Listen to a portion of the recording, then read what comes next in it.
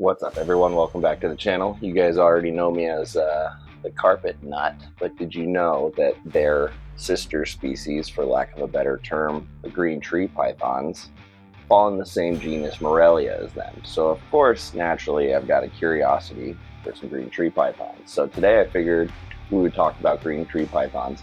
Are they hard to keep? And this is solely going to be based on my experience. So let's dive right in.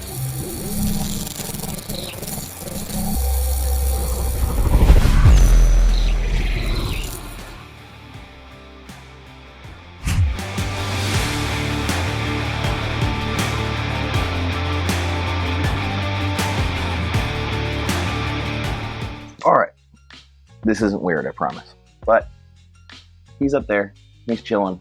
Let's talk green trees. So this room is about anywhere from 68 to 85 degrees throughout the year. I let it fluctuate naturally. Ironically, that's not too far off their natural climate, with the exception of those lows.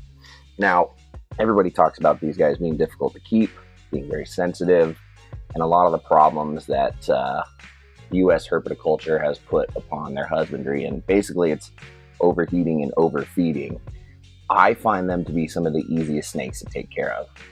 I honestly sometimes forget that I have this guy right here. He doesn't do much. He sits up on his stick. He cruises around at night.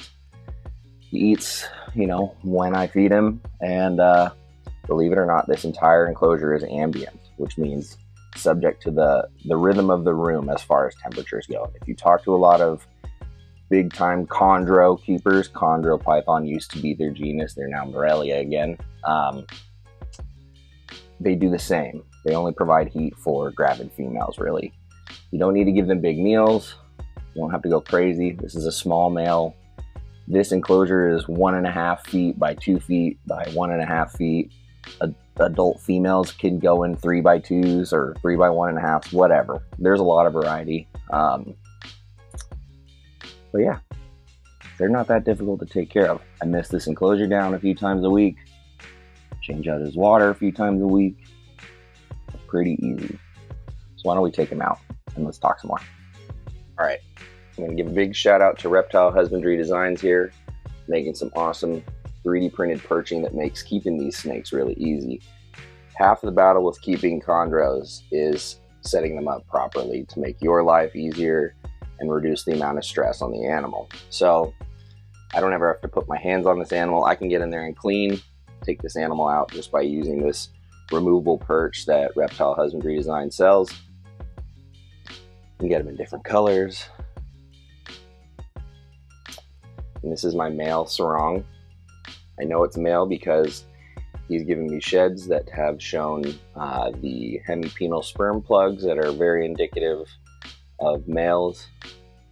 He's got a beautiful black tail, some amazing blue markings, and this animal was a yellow neonate as a baby, which means it was yellow when it hatched out.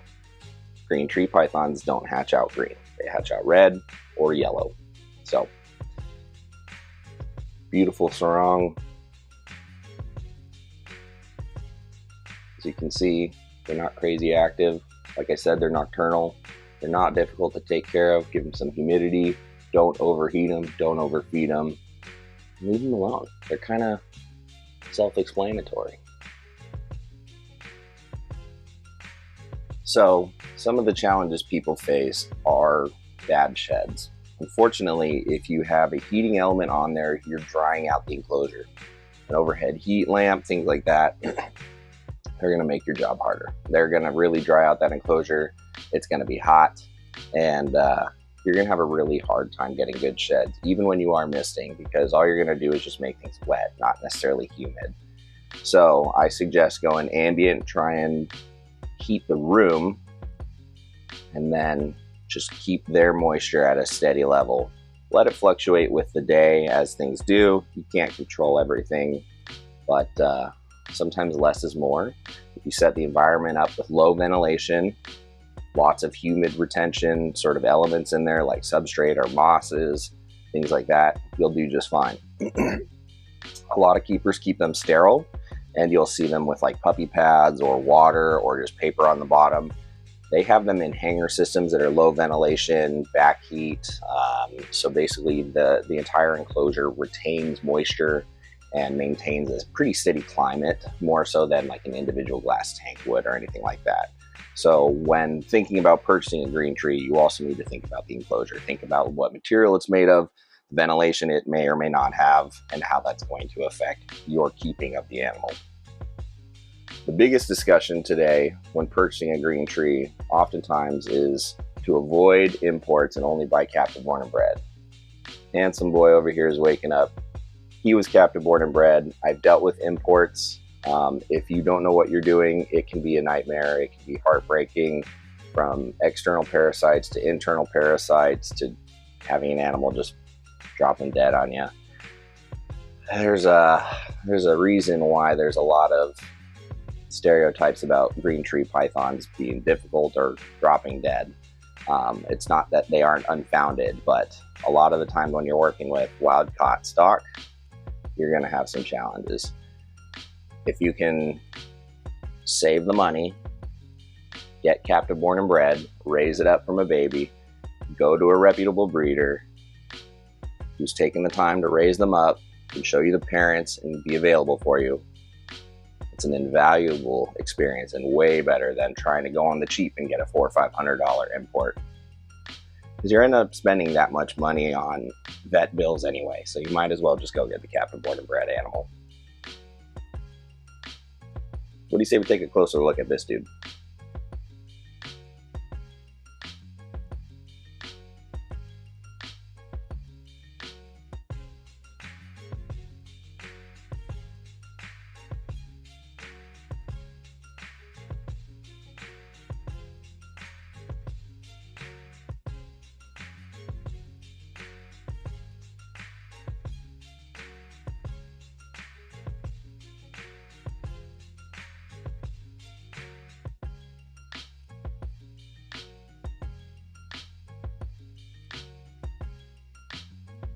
So back to this handsome boy. This guy will take mice or rats from me. He's not very picky. In the wild, I don't think they have the luxury of being picky. Babies will eat geckos. Most captive born and bred animals and captive animals in the hobby will happily take frozen thawed rodents for you. They do have some pretty long teeth. Allegedly, they will take birds in the wild, and long teeth helps you hold on to prey that might otherwise get away. So bites from these guys aren't fun. They're rare. As you can see, he has no indication, but if I keep messing with him during the day, he might get stressed, get annoyed, and give me a bite that might tell me to leave him alone. So what I'm going to do here is probably let him go. He's been a great sport, letting us admire him. And I think he might be getting a little stressed. He stopped tongue flicking. He woke up. He's starting to stare at me. His pupils are getting kind of big. We're going to let him go back to sleep.